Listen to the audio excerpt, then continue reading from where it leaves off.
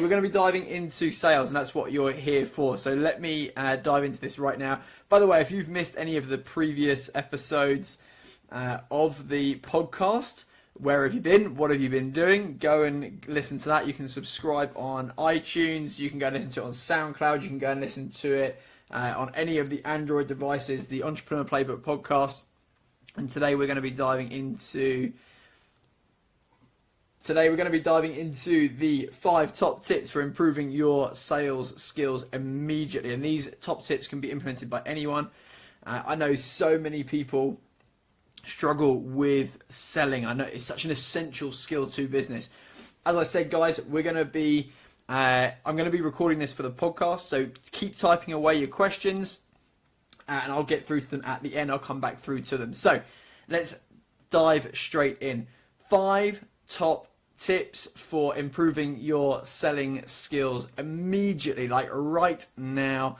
This is such an essential skill for business, right? I know so many people who literally shudder at the thought of sales. Like when we talk about sales, they like start to panic, they get a bit sweaty, right? They start to freak out, right? I know if that's you, you'll be sat there smiling right now, nodding your head.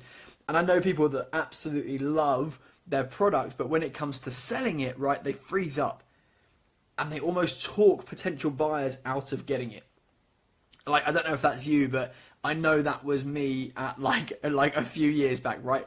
I was great at the thing that I did, and I was great at helping people, but actually getting them to buy it, that was a real struggle. That was a real tough thing, and I struggle with sales, and I don't know if that's you, but and for those of you who are out there, that is you, you know who you are. Like, you're great at what you do, but you struggle to get people to buy it. And people often give them that excuse of that they don't like sales, right? That sales is a bad thing, right? That they find it uncomfortable, that they don't want to be that sleazy car salesman person, right? Which, by the way, I don't know why car salesmen get such a bad rep, but sales is a great thing. Sales is an amazing thing. If you've got a product or a service that can genuinely add value to a person's life, then it is your job to make sure that they get it. Right? If you know that the thing that you've got, if you know that the product that you've got is going to really help someone, like it's going to either change their life, it's going to add value to their life, like it's your responsibility to make sure that they get it. And the thing is, because people are so good at the thing that they do, like that's the thing they're focused on, whether it's the product or the service or whatever it is. But so often we struggle with sales just because we're not trained in sales. Like, we're trained in the thing that we're great at, building the product, providing the service, but we've never been taught how to sell. And that's often the biggest block between someone who's hugely successful in their industry and someone who's not. Right? Often it's nothing to do with how good they are at the thing, how good the product is. It's just how good they are at selling. And so we shy away from it, right? And we actually, we end up talking people out of it. We don't want to be that person who's that sleazy salesman that we almost talk people out of like buying the product. Selling is a skill that can be learned, right? A skill that should be learned. And I think that's one of the things that people freak out. They're like, "Oh, I don't want to be seen as a salesperson, so I'm not going to do sales." Right? But that's silly. Like, if you don't sell, you won't have a business. Point blank. Like, if you don't sell, you won't have a business to sell a product from. Like, that's all I can say. So look, and even if you think I'm not in sales, this isn't relevant, I'm going to point blank say right now you're wrong. Everyone is in sales. Everyone in your team is in sales.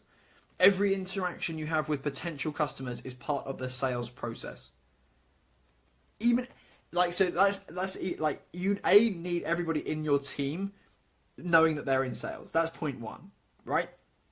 Point 2, like, even if, like, look at this, even in your day-to-day world, even if you think, right, I'm not in sales in my job, right? Even in your day-to-day world, you're in sales, right? If you want to go to a certain restaurant, right, with your mates, you've got to sell them on the idea that it's a good idea, right? That's sales. You're selling them on the idea that going to that restaurant is better than going to the restaurant that they want to go to, right? Even, like, what about, like, if you've got kids, getting them to tidy their room, You've got to sell them on the idea that tidying their room is a good idea. Right? Like, sales is everywhere. Everything that we do is sales.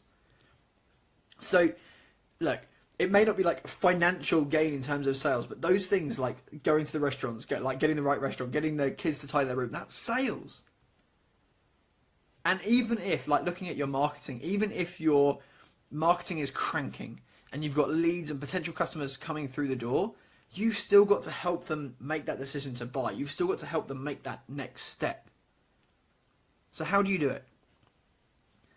As I said before, selling is a skill that can be learned. And for your business, selling can be a process that anyone on that team can implement. Will some people be naturally better? Maybe, right? That's a discussion. Are salespeople bored or are they made? Like, for me, selling is a skill that can be learned. Anyone can get better at selling. So, let's dive into those 5 steps, right? Number 1, and this honestly is I'm going to say my favourite, because I think I get told that I am this a lot. And the number one tip for improving your sales, like right now, be enthusiastic. Like, I always get told that I'm enthusiastic and I'm energetic, and I know that goes a long way in growing my business. I know it does. I'm truly excited about the thing that I'm selling. Like, whether it's the marketing agency, like, I want people to jump on that so much because I know how much it's going to benefit them. In my fitness business, I want them to sign up because I know how great they're going to feel in 6 months' time when they've implemented all the stuff that we talk about. Like, I know they're going to have more energy. They're going to have that smaller waistline. They're going to have more confidence. Like, enthusiasm is an excitement. It's contagious, right? And people, they literally can't help get excited about something if you're excited about it too. And you, like, there's nothing worse, right? And if you've come across this person, tell me, like, if you've come across, like, the salesperson who is miserable, they're not interested, and you're just like, come on, like, give me something, give me some energy, at least get excited about your product. Like, if you're not excited as a salesperson about your product, then there's no chance anyone else is going to be excited about that product. Like, that's just basic, right? Get excited about your product. Be enthused. If you want to make more sales, get excited about it. Be enthusiastic about the product that you're selling. That alone will help you make more sales. You could stop there, right? You could stop listening now, go away and be enthusiastic about your product today, and I'm telling you, you'd make more sales. Let's go on to number 2, right? Let's go on to number 2. This is, and I think this is my, again, after being enthusiastic, obviously, right? This is going to be my, I'm going to guess this is going to be my favourite. Too many people in a sales situation talk too much, right? They love the sound of their own voice, and they spend the whole time talking. And the person who's in front of them, the potential customer, is just like zoned out, right? Totally zoned out. And by the way, this stuff that I'm going through, whether you're someone selling a service, someone selling a product, whatever, whether you're in store face to face or whether you're on the phone, like, all these things apply. Okay? Number 2, ask questions. If you don't know what they want or why they want it, there is no way you can sell them anything. Right? There is no way you can sell them something if you don't know what they want. And yet I see it all the time in stores, like face to face, even on like landing pages. Like, you go to it and people are saying, buy my stuff, buy my stuff, buy my stuff. And you've got, like, they've got no idea why that person even wants it in the first place, why they're even there. You've got to dig in, you've got to dig deep, you've got to find out why they're there, what, like, to find out about the person in front of you. Find out if the product is right for them, first of all, right? And discover the problem they are looking to solve. Like, write that down. Discover the problem they are looking to solve. And the only way you can do that is through asking questions. So take time to ask questions, and ask open-ended questions. Like, if the answer to the question is yes or no, you're not going to get anywhere. Ask open-ended questions that require a proper answer. And that's your classic what, where, why, how. Those should just get you started, right? Ask those questions. And this is why you think about when you walk into like a clothes store, right? And they say, "Can I help you today?" Or "Are you looking for anything in particular?" I don't like those questions because the only answer can be yes or no. And 99% of the time, it's going to be no. Right? The only time it's a yes is if they're bringing something back, right? And they're like, "Yeah, can you help me return this item?" Right? Like those are not good questions. They're not going to engage you in a sales conversation that's going to allow you to do anything with it, right? They'll say, "No, I'm just browsing, thank you." Right? So look at, like, what are you looking for today? Straight away that opens up the question, right? And they might say, "Oh, I'm not really sure what I'm looking for," but at least it engages them in that conversation. Okay, well, what kind of style do you like? Right? And then straight away, can you see how we've opened that up? And they go, "Well, I quite like, whatever it is," and then that allows you to dive into a much more deeper conversation and allows you to find the right solution to their problem. Okay, so ask questions. And again, I just used a store example there, but it's the same whether you're selling a service or whether you're selling a product. If you can find out what they want, and I mean what they really want, they'll then talk themselves into why they need it, and they'll go get it. So ask questions. And my favourite question, why? When they give you an answer, ask why. Why would you want that? Why that style? Why would you particularly like? Why is that the thing that you're trying to overcome? Why? The more you ask why, the deeper you go into that problem that you're finding out, and the more able you are to then provide a solution. Which, by the way, is step number 3. Tip number 3. Once you've got the problem, once you've discovered the problem that they're trying to solve, then you can do step number 3, which is provide a solution. And when I said a minute ago, people talk way too much. People are trying to provide the solution, way too early in this conversation. Way too early. Right? Now, once you know the problem, once you know the challenge that they're trying to overcome, then you can provide a solution. Right? And this is going to sound silly, but there's no point trying to sell someone a 2-seater sports car if they've just had their 3rd kid and they're in there looking for a big car to fit the whole family in for holidays. Like they go on long holidays, right? And it sounds silly, but so many people do that in all industries. Right? They're trying to sell them one thing when actually when they really want is something else.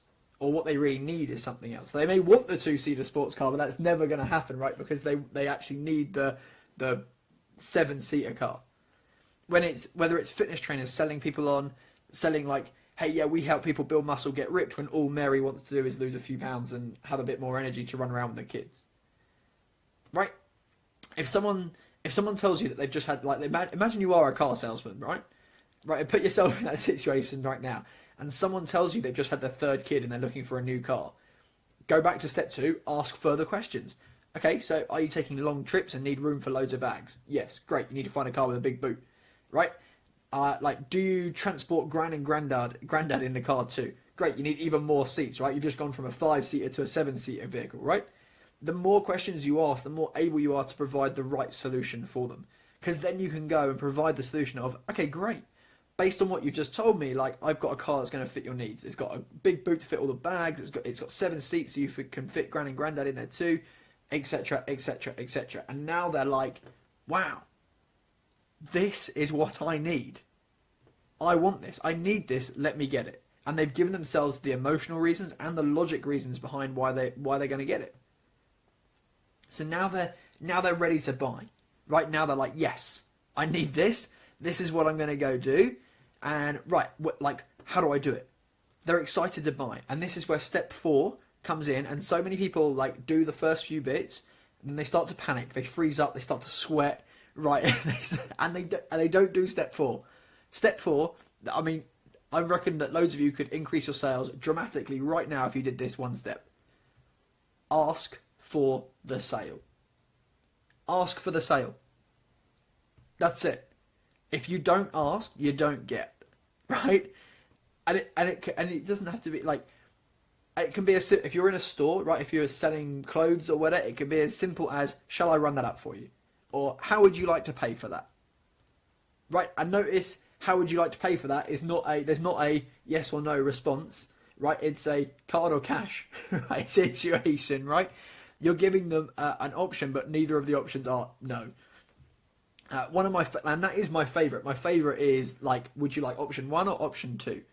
and neither of those options are not buying. It's giving them two options on both solutions what would work for them, but letting them then decide which one they'd want. Right, so they go, oh, actually option 2 would work better for me. Perfect, let's get that in, let's rung that up now, let's get going. It's like, and I know it's so simple in this situation when I'm just saying, hey, just say, would you like option 1 or would you like option 2? But if you're in a sales situation today, try it. Right, find two solutions for that person. They may be different in terms of price point, they may be different in terms of what you get, like whatever, right? Find two solutions, provide them and go, hey, these would both work for you. Here's option 1, it's X amount. Here's option 2, it's Y amount. Which one would you like? And let them pick, right? Because then they go, yeah, I'll have that one. Or sometimes I go, I'll have both, right? So step number 4, ask for the sale. And the final step number 5 here we're getting onto. Step number 5 is like welcome objections. Get excited about objections.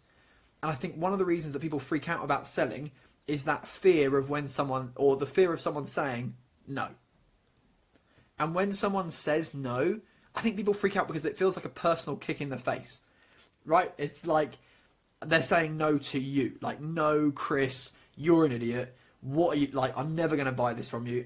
And that's how we feel, but it's not that at all, right? If someone gives you an objection, all they are saying is, I am not ready to buy yet. Does that make sense?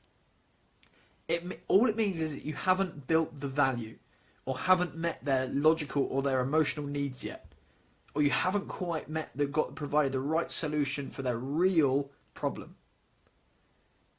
And also, I'm going to give you a couple of recommendations on books in a minute. And this always makes me smile when I think about it. So, and I read this in a book. So, this is what a book says. It says there is the objection that sounds good, and then there's the real one. So people, often the first objection they give you is just the one that sounds good. It's the one that they think, I can use this, and this is the sensible one, and this is what they'll accept this for why I'm not going to buy. Right? And so you'll have heard, like, I can't afford this right now, or I don't have the time. These are the excuses that sound good. And you can insert almost any other excuse. The first one is often the one that sounds good. If you dig a little bit deeper, then you'll find the real objection. So I'll always ask, if someone objects, you go, okay, well, first of all, if someone says they can't afford it right now, especially if it's a service that you're providing, is it the full amount they can't afford? Is it the monthly amount that they can't afford? Like, if you're giving them something that they genuinely can't afford, either you've got the wrong person sat in front of you, which kind of goes back to another sales thing talking about people being pre-qualified, but actually, like, you obviously haven't provided the right solution for them.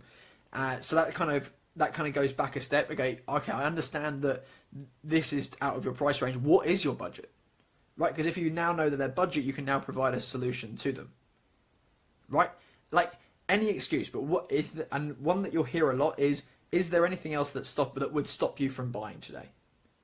And dig a bit deeper, or even say, look, okay, that sounds good. Apart from that, is there anything else that would stop you from buying today? Is there anything else behind you not wanting to walk away with this today? Because when you find the real objection, that's when you can provide the solution to that objection. And when you do that, then you've added serious value. The problem is most people just freak out when someone says an objection, and then they let them leave. Right? They walk out, and they didn't even talk about the objection. All the objection is like, this doesn't quite meet my needs yet. Can you help me find a solution that really works? But sometimes they don't genuinely know the objection. They're just a bit like, oh, I'm not sure, and you've got to help them find it. What are you not sure about? And you can help them find that objection until they come to it, and then you go, okay, that's great. Like, get excited about that objection. That's amazing. I'm pleased that you've got that. Okay, so let me tell you that what I must not have explained is this section, right? And maybe you did genuinely miss something out that actually would immediately solves that objection, right? Oh, I'm a bit worried about committing because what if it doesn't work? You know what? That's great. I completely forgot to tell you, we have that 12-week guarantee on our programs. And they're like, oh, so if it doesn't work, you get your money back. Oh, great, I'm in. Right? It's just finding out what their objections are so that you can then provide that solution. Okay, so those are the 5 steps. Let me quickly recap those. Number 1, be enthusiastic. Get energetic about what you're offering, right? Number 2, what did we say number 2 was? Ask questions. Dive in deep. Discover the real problem that they are looking to solve. Step 3, once you know the problem, you can provide a solution. Step number 4, ask for the sale. That's going to be key, right? And step number 5, get excited about objections. Welcome objections. And talk to them about it. Like, find out what it is and then come up with a solution that solves those objections. Okay, right, let me give you 2 quick resources. There's loads of books on selling, but here's a couple that I really enjoy. This one is one of my faves. I don't know, I'll make sure you can see that. How I Raised Myself from Failure to Success in Selling by Frank Bettger, I think is how you say it. You guys can see that there. In fact, let me give you a link to that now. And guys, if you've got any questions whatsoever, make sure now's the time to ask them. Ask away. I'll hang around for a few more minutes and ask away. But that first one is how I raised myself from selling. How I Raised Myself from Failure to Success in Selling. Go get that by Frank Bettger. And the other one, I have this on audiobook and it's absolutely brilliant. Secrets of Closing the Sale by Zig Ziglar. Go get this one as well. Highly recommend those. Any questions, throw them at me. If not, I will leave you guys to crack on with your day. No questions coming in yet. I'll give it a few minutes.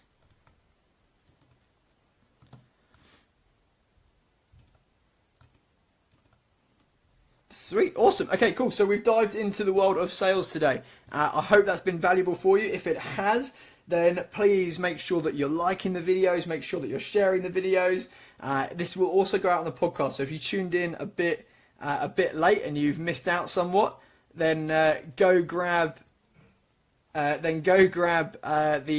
put the link in on Facebook. Go and have a look at the previous episodes. Go and check those out. You can catch up on all. I think this is going to be episode 52, which when it goes live later this afternoon, you'll be able to get at level10living.co.uk/52, and you'll be able to go get that. And actually, it just works backwards. So if you want to go get last week's episode, it's 51. level10living.co.uk/51. Sam has asked, what is your greatest challenge with sales? Mine personally, or what do I see? I think the greatest challenge with sales? I don't know. Good question. I think I don't know. I really enjoy it. I really from something that I used to really dislike. I absolutely love sales right now. It's something that, again, like with developing any skill, I think it's something that people can really grow into and develop. And I think that's huge. So I don't know that there is a biggest challenge with it. I think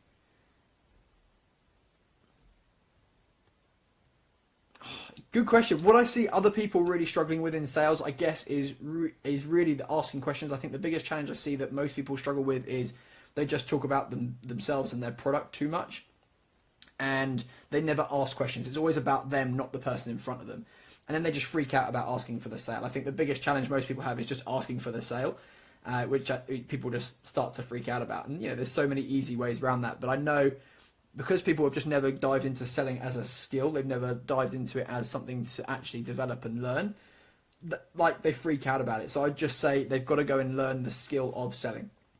Does that make sense, Sam? Sam's also asked, what was your past struggles with sales? My previous, a few years back, it was just not having a system. And I'd say that once you put it into a system, it just becomes so much easier because it's just something that you practice. Right, are they pre-qualified? Yes, great. Have you asked questions and built the problem, or at least found out what the problem is? Yes, great. Have you provided a solution? Right, and I think before I just didn't have a system, and I didn't understand the process of selling, and so that's why I struggled with it. I freaked out about it too. So I would say most people that struggle with selling just don't have a system. They've never looked at selling. Does that make sense? You can see the hearts coming out from someone. So yeah, I'm hoping that that makes sense. Any other questions, guys? I'm looking at Instagram now, and that's where Sam is. I seem to have